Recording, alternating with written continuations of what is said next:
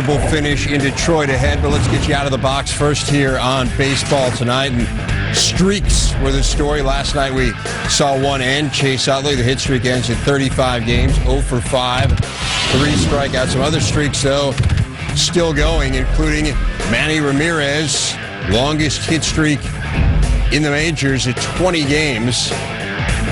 Make it 21 as he goes deep. And then Vlad Guerrero, this is a remarkable streak that did actually end today and hit in 44 straight games against the Rangers. And Mark DeRosa took a spectacular play to do it. Circus cat. Robs him there. Guerrero did walk 4 times in the game. Dodgers came into the day on a 7-game win streak, and Rafael Furcal here, a triple in the second. Dodgers win their 8th straight, 10-2. They lost 8 in a row, then they win 8. Don't see that very often. A's had won 10 straight, kept that streak alive against the Mariners, I should say. They'd won 10 straight. Jay Payton scoring here on the wild pitch, and then Houston Street gets the last out. So the A's win 5-2. They've beaten the Mariners 11 straight times. But as I mentioned, time for a mobile ESPN alert, and this is how it ended in Detroit. Pudge off, guess who? Fausto Carmona. A walk-off 2-run homer to win it for the Tigers.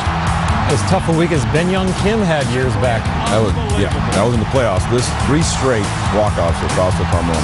Wow. All you can do is feel empathy for him. But how about the Tigers? 16th win in their last 19 games. Here's the week for Carmona, and to say it has not been a good week, I think that's a vast understatement. Here's what's really frightening. The outing tonight actually lowered his ERA for the week. It had been over 40. Ouch. This is a young man they're counting on. They might want to rethink some of their plans for him. Welcome in. It is baseball tonight. Dave Revson, Orestes Destrada, and Oral Hershiser. Great to have you with us. We started Friday with the Yankees a game up in the AL East over the Red Sox. Both teams won, so a status quo heading into Saturday. Let's see how things went, and we will start you off with the Yanks taking on the Orioles. Top of the first, A-Rod facing Adam Lowe, and great catch by Brandon Fahey. He's been playing some great left field, I tell you. Dives, catches balls everywhere. That's Brian Roberts, single to right.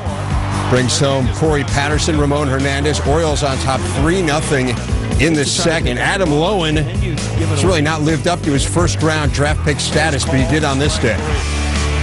He kept the ball down. He's hitting his spots, getting good defense behind him. Look at that.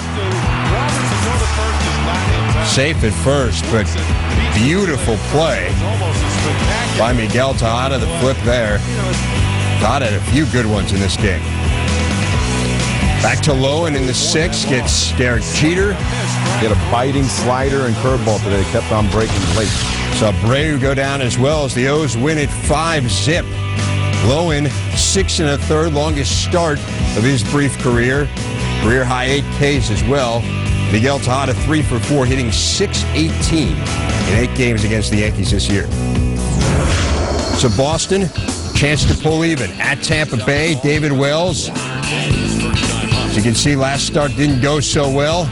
Bottom of the 4th, facing Josh Paul into left. Devil Rays score 4 in the 4th. They lead at 4-1. Wells give up 5, just 1 earned. One way to beat the shift right there. How about that from Big Poppy? He picks his times when he's going to do it, and those are the perfect times. They're down, Manny's hot, get on base. And that formula, that pretty much worked to perfection. Next batter, Manny Ramirez, and he does not miss it. 31st of the year, so the Red Sox within 1 at 5-4. That's where it stands right now in the bottom of the 8th. That extends Manny's hitting streak, as we showed you, to 21 now, which is the longest in the bigs after Utley's ended last night. 5-4 right now in the bottom of the 8th with the Devil Rays threatening. Boston would need a come-from-behind victory here to pull even. They are a half game behind the Yankees. A chance, though, to pull even if they can pull out the win. But let's talk bigger picture here, guys. And, well, it wasn't a dreadful outing, but it wasn't great either. Continues to struggle a little bit. Can Boston succeed, make its way into the postseason with him in the rotation? Well, you know what? They're going to need him to come back. It's only his second start since May 26th, so this guy needs to really get it going. At times, you can tell David Wells doesn't look like he's in shape, but remember, his back, he really can't continue to go after his cardio all the time. And, you know, the Red Sox have Beckett and Schilling at the top. They've got Wakefield on the DL. They've got Matt Clement on the DL. They need some help at the bottom of that rotation. They've tried Kyle Snyder. They've tried Jason Johnson. David Wells would be the perfect fit. This guy's won 227 games in the big leagues, and if he can get it together, it's good. But right now, it looks kind of rocky. Hey, Bulldog, what's going on here, too, is that David Wells basically doing his rehab starts at the big league level. And, you know, he chose not to go down to Pawtucket and throw a little bit, or maybe even farther down south. It was a little warmer. But, you know, that's going to hurt you, so he's going to take a little while. But he's not going to have the velocity he used to have, but he still has the control, the good breaking pitches, and he can get some young hitters out. You're right, Orestes. He's kind of pitching himself in shape. He looked good tonight early. You know, he's keeping the ball down, hitting his spots, but then at the, the third, fourth inning, all of a sudden it started to get to him. So second, third time around the order, he needs to get in shape. And you kind of thought maybe this was a great bounce-back game for him just because of his history against the Devil Rays. Right. 10-1, 17 career starts against him. But he's faced two hot-hitting teams in Cleveland and the Devil Rays. These guys can swing the bats. Well, we'll keep you updated on whether or not the Red Sox are able to come from behind and pull out that win. In the meantime, though, due up here on Baseball Tonight. Week didn't start so well for the Reds. It is ending, though, with a bang. Is Cincy now the favorite in the NL Central? The guys will debate that. Also, we will tell you who touched them all on this Saturday, including some of the usual suspects. All the day's long balls coming up, plus the Web Gems.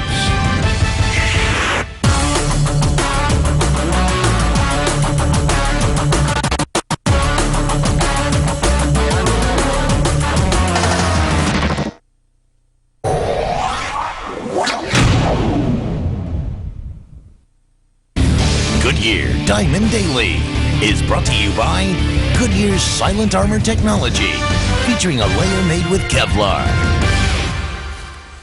Goodyear Diamond Daily.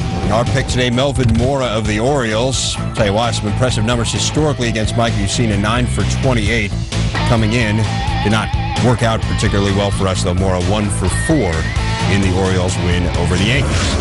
Elsewhere, it's the White Sox and the Blue Jays. Javier Vasquez on the hill for Chicago, looking for his 10th win. But Ozzie Guillen been unhappy with Vasquez lately, said he would not hesitate to give him the early hook. Now, didn't need to. Troy Gloss swinging right there.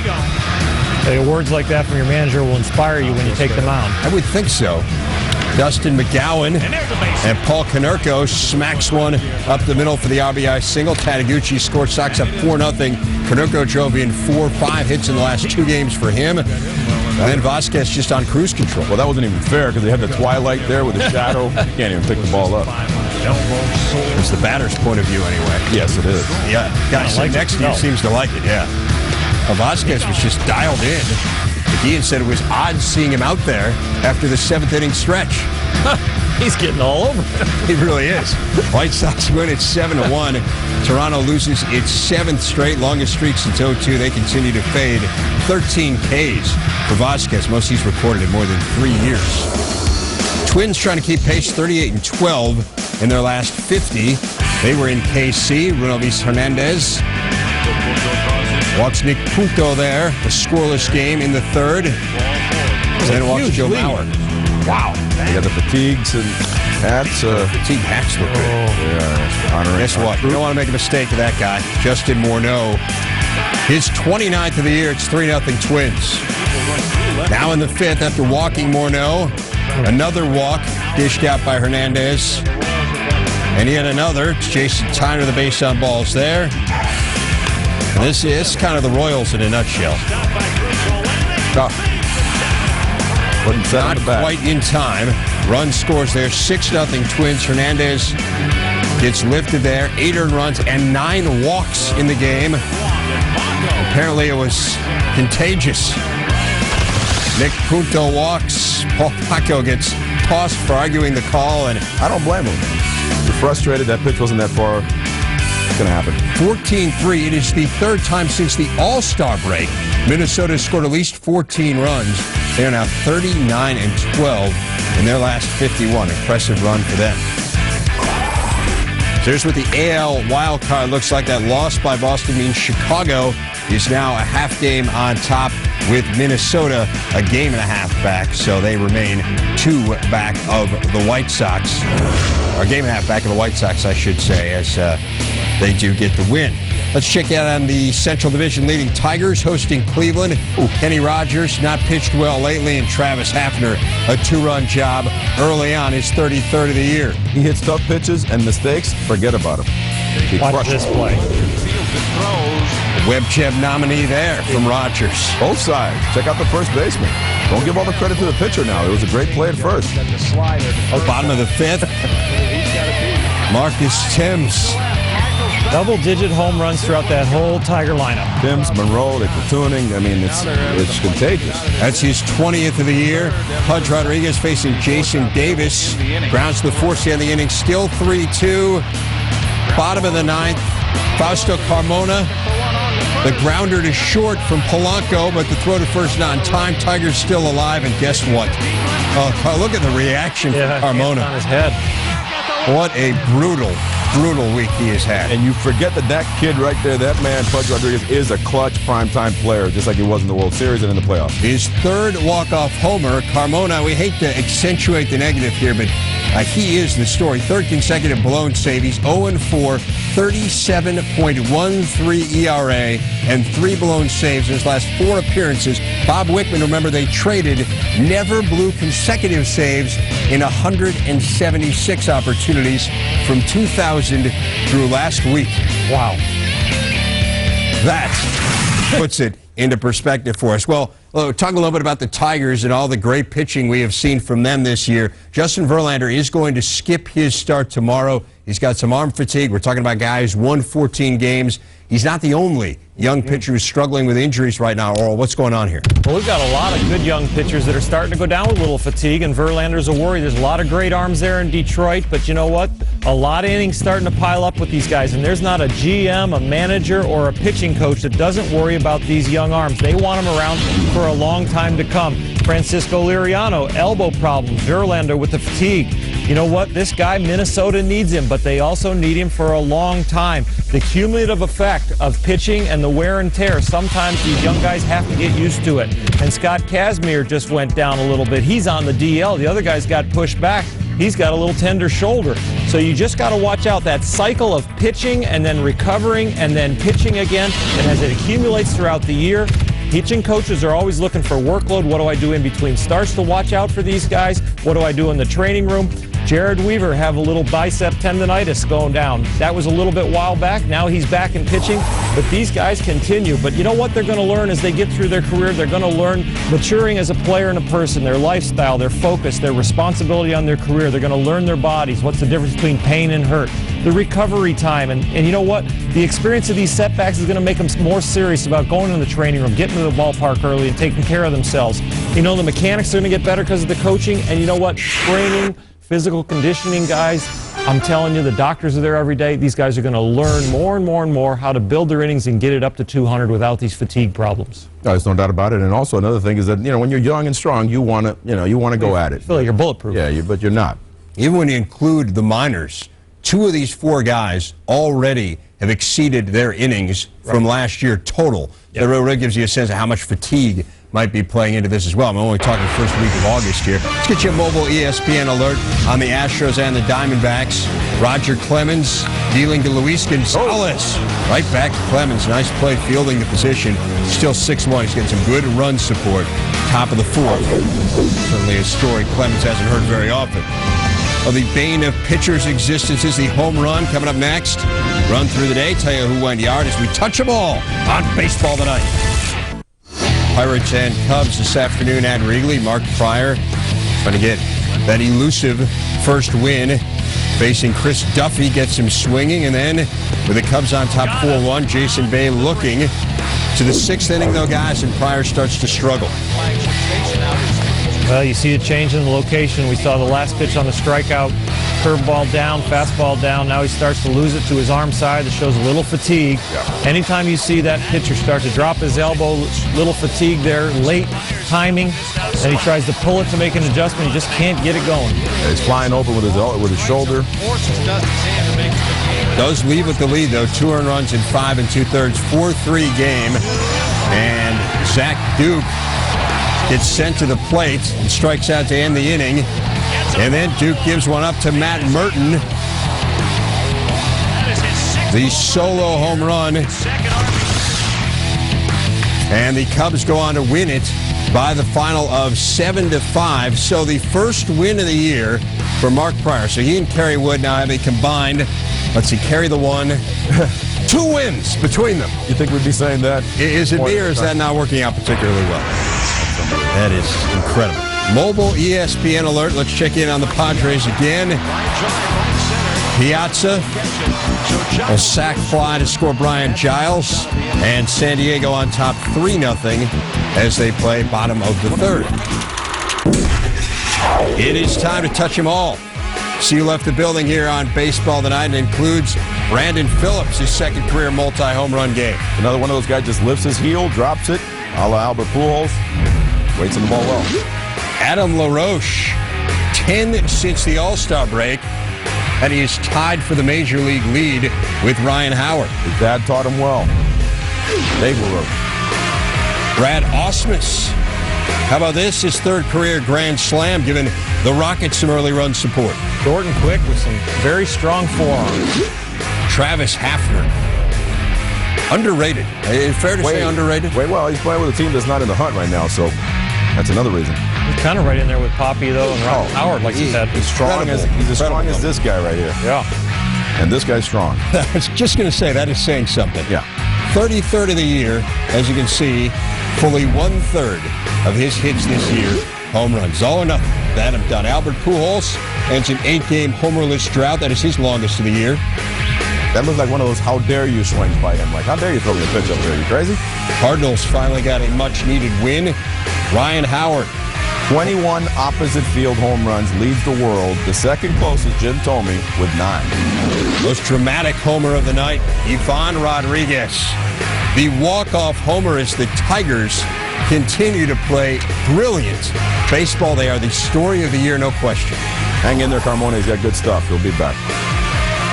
Those 6 home runs hit in Cincinnati by the Reds and the Braves. We take a look at our home run tracker. Means Great American Ballpark the leader in terms of home runs yielded this year. Shoots past the Rogers Center, formerly known as Skydome in Toronto. 1 homer there on Saturday. So now Great American Ballpark 3 ahead.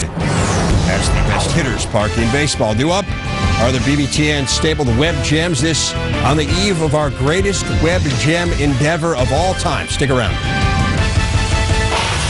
Starting tomorrow night on the 7 Eastern time edition of Baseball Tonight, 30 teams in 30 days, the greatest Web Gems for every team, 3 per club, 90 gems in all. It all begins on tomorrow's Baseball Tonight. It's going to be a lot of fun. This is going to be great. As for tonight's Web Gems, let's check them out. We start with number 5, Brandon Fahey. Orioles getting a win over the Yankees, and Yanks managed just 1 hit. Fahey robbing A-Rod here. Upset ball was sinking away from him from the right-handed hitter. He hooked it, and he's been in on the Web Gems a few times. The number 4, B.J. Upton. Red Sox unable to take advantage of the Yankees' loss, and Upton, the nice stop there on Kevin Youkilis. He seems to be very comfortable at third base. Doesn't have to worry about things. He's got a gun, and they got the Zorbis kid who picks everything at short. So he's strong on the left side right now. How about David Wright? A couple of Web Gems, including one that saved the game. Shane Victorino there with the liner that Wright gets and makes the play at first. But the big one here in the 9th against Lieberthal. Continues to gather MVP votes even with his glove. Phenomenal. Kenny Rogers, you mentioned this one, Earl. Tough play. Well, he's got such great range. Playing a guy over 40, and then the balance to be able to throw that ball. I'll tell you what, that's fantastic. That is a fantastic play. He is. That's why he's got old gloves. Him and Maddox are super. And number 1, Mark DeRosa ends Vlad Guerrero's streak, 44 straight games. Every game in his career, he had gotten a hit against Texas. They walked him 4 times, and then DeRosa somehow manages to make the catch. He decided not to do the quickest way to a point is a straight line. He decided to go around a little bit. And we have a late Web Gem nominee. As we check in a mobile ESPN alert on the Rockies and the Giants. How about Noah Lowry? Oh, wow. Pitchers fielding the position. Double play, too. Good reaction. Don't just give up after the catch. Think about what you got to do with the ball. That's still a 1-1 game. Bottom of the 8th.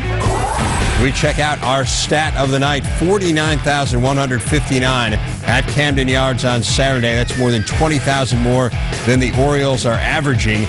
Entering Saturday's action, Yankees only team in baseball to draw over $2 million on the road this season. So they remain a draw wherever they are, whether it's in the Bronx or on the road. And we're going to do it all over again on ESPN, midnight Eastern time. So right about an hour from now is the next edition of Baseball Tonight. We've got